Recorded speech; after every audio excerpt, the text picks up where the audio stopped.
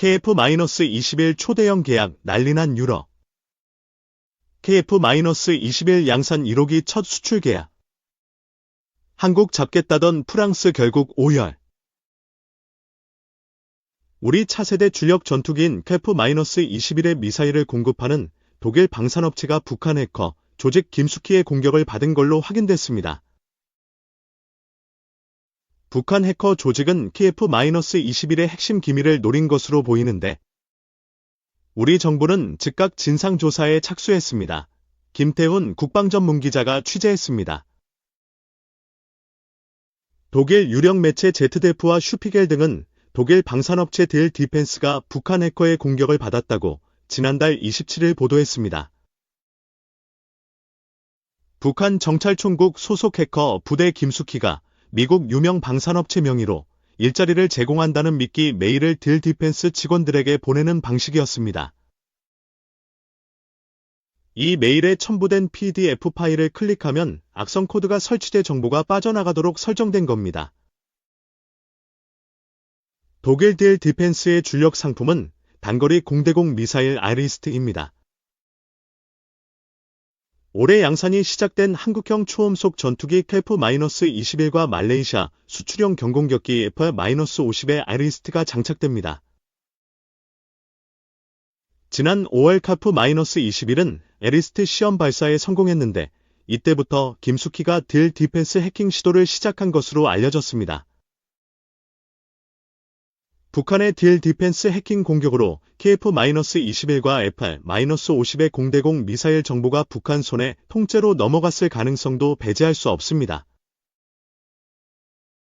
북한이 미사일 재원이라든지 이걸 잘 연구해가지고 어디에다 멜펑션 일으키게 하면 발사가 제대로 안 된다든지 정확도가 떨어지게 한다든지 이런 걸 할 수가 있는 거죠. 최악의 경우 전투기와 미사일 체계 통합 과정에서 딜 디펜스에 제공된 KF-21과 F-50의 초핵심 기밀들이 유출됐을 가능성이 있습니다. 우리 정부는 이번 북한의 해킹 시도는 KF-21 기밀 정보를 획득하기 위한 시도로 보고 진상조사에 착수했습니다. 방사청과 방첩사 국정원은 다음 주 중반 합동회의를 여러각 기관이 취합한 피해 규모와 대책 등을 점검할 계획입니다. 고도 100에서 1000km에서 탄도미사일 요격하는 SM-3 도입한다. 고도 100에서 1000km에서 날아오는 탄도미사일을 요격할 수 있는 미사일 SM-3분가 도입된다. 방위사업청은 26일 국방부 청사에서 열린 제161회 방위사업추진위원회 이하 방추위 회의에서 해상탄 도탄 요격 유도탄 SM-3을 해외 구매로 확보하기로 결정했다고 밝혔다. 미국산 SM-3 구매는 정부 대 정부 계약인 대외군사 판매 FMS 방식으로 진행될 예정이다. 사업기간은 2025에서 2030년이며 총 사업비는 8,039억 원이다. 미국산 SM-3의 발당 가격이 200억 원 이상임을 고려할 때 도입 발수는 약 40발로 추정된다. SM-3는 해군 이지스 구축함 KDEX 배치에 배치된다. 방사청은 D 사업을 통해 해상에서 발사하는 탄도탄 요격 유도탄을 확보함으로써 적 탄도탄 위협에 대해 중간 단계에서 실효적 대응이 가능할 것으로 기대된다고 설명했다.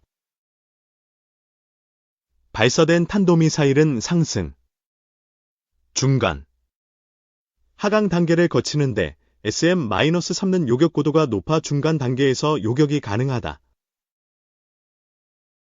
SM-3는 중거리 탄도미사일급 이상 탄도탄을 요격하는 미사일로 블록 1A의 요격 고도는 100에서 500km, 최신형인 블록 2A의 요격 고도는 100에서 1000km로 알려졌다.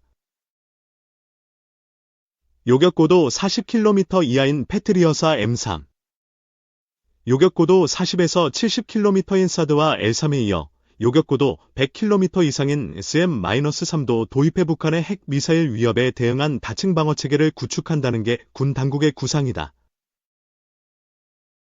SM-3는 북한이 보유한 IRBM과 SLBM 위협에 대응하는 요격 체계로 활용될 것으로 보인다. 다만, 북한이 남측을 공격할 때는 주로 단거리 미사일이 활용될 것으로 보여 발당 가격이 200억 원 이상인 SM-3는 가격 대비 군사적 효율성을 떨어진다는 지적을 받아왔다. 북한이 사거리 3,000에서 5,500km인 IRBM을 고각 발사하면 SM-3로 요격할 수 있다는 주장도 있지만, 사거리가 긴 IRBM을 고각 발사해 남측을 공격할지는 의문이다. 고각 발사는 주로 탄도미사일 시험 발사 때 사거리를 제한하기 위해 이용하는 방식으로 알려졌다. 아울러 SM-3는 미국 미사일 방어체계 편입 논란을 야기할 가능성도 있다. 과거부터 SM-3는 북한의 대남 공격대보다는 중국이나 러시아, 북한이 미국 본토를 향해 대륙간 탄도미사일을 발사했을 때 중간 단계에서 요격하는 무기체계라는 인식이 강했기 때문이다. 방사청 관계자는 이날 기자들과 만나 SM-3 도입은 미국 MD체계 편입이라는 주장에 대해 전혀 별개라며 탄도미사일 하강 단계 요격 미사일만 있는 한국형 미사일 방어체계 요격고도 100km 이상 중간 단계 요격 미사일을 보완하는 것이라고 설명했다. 한편 이날 방추위에선 울산급 배치 함정 건조 계획과 장거리공 대공 유도탄 국내 개발도 의결됐다. 울산급 배치 사업은 노후한 초계함과 호위함 등 경비 함정을 대체하는 최신 호위함을 건조하는 사업이다. 사업 기간은 2032년까지이며 총 사업비는 3조 2,525억 원이다. 장거리공 대공 유도탄 사업은 한국형 전투기 KF-21에 장착할 공대공 미사일을 국내 개발로 확보하는 사업이다. 방사청은 D 사업을 통해 KF-21의 작전 수행 능력과 생존성이 확보되고 국내 개발을 통해 안정적으로 공급원을 확보함으로써 효율적인 운영 유지가 기대된다며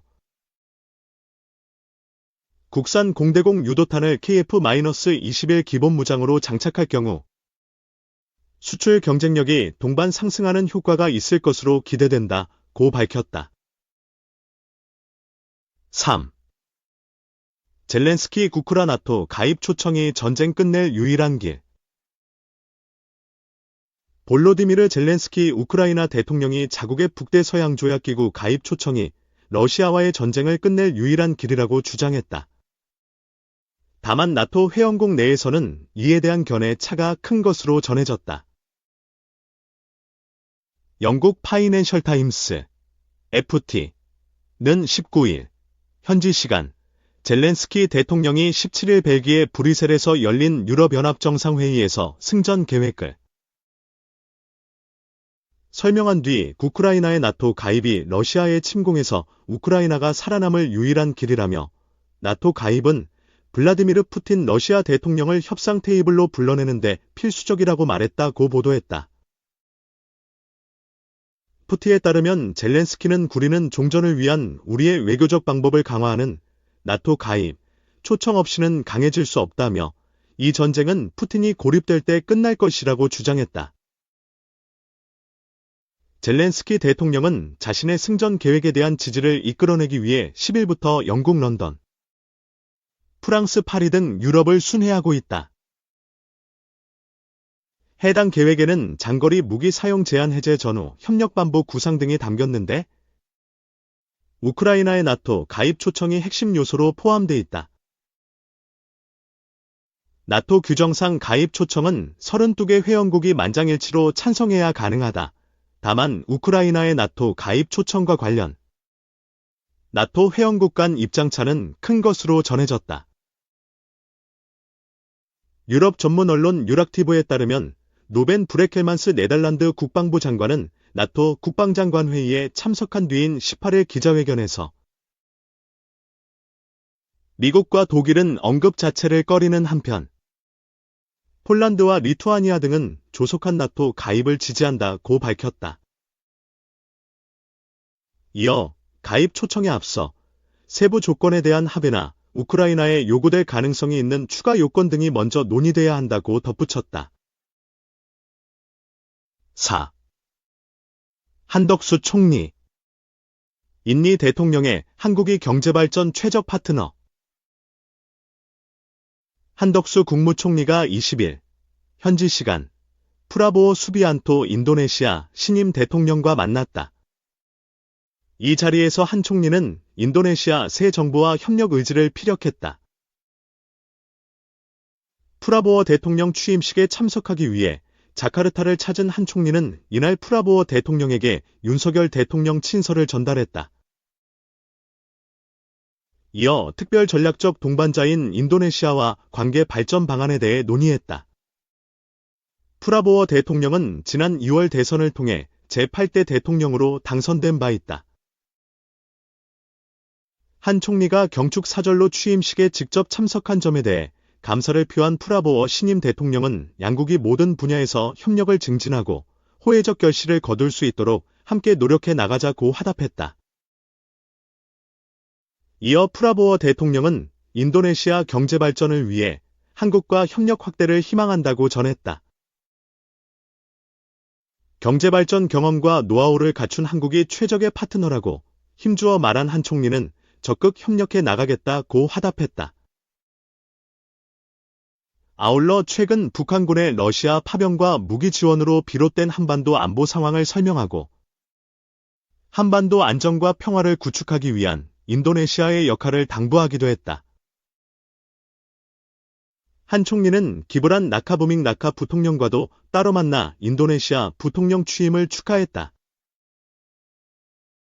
이어 조코 위도도 조코이 전 대통령 재임 기간 쌓아온 양국 협력 관계를 계속 발전시켜 나가자고 말했다. 기브란 부통령은 이번에 물러난 조코이 전 대통령의 장남이다. 기브란 부통령도 한국이 인도네시아의 중점 사업인 전기차 생태계 조성에 적극 기여하고 있다고 평가하면서 양국이 향후에도 첨단 산업 등 다양한 분야에서 협력을 확대해 나가기를 희망한다고 말했다.